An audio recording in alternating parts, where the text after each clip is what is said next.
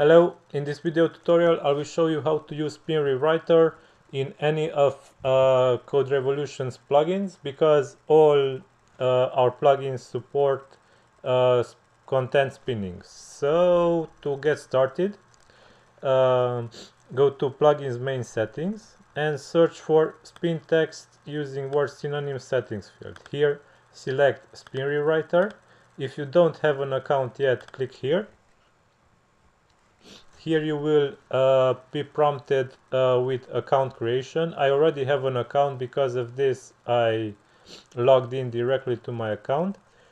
So you have to enter here your email address with which you created the SpinRewriter account. This is mine. And here I have to enter my API key for SpinRewriter.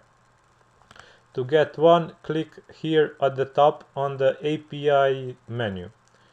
I won't show you this right now because my API key is confidential, but I will enter it in the plugin and show you some results.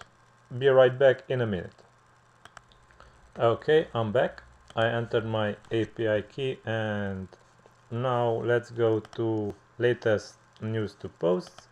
Select a news source, only one article, and you don't have to do anything besides this. The content will be automatically spinned when imported. If you don't want to spin articles generated by this rule, check this checkbox and the plugin will spin the rest only, and this rule will not be spinned, the post imported by this rule. But if you leave this unchecked, this will also be spinned. So now let's check our blog, and here it is. Trump downplays resignation, nothing occasion. Let's check on original posts. As you can see, it is similar, but it is pinned. Nothing occasion, nothing event. Yeah, okay. So keep in mind that you can use SpinRewriter in any of our plugins.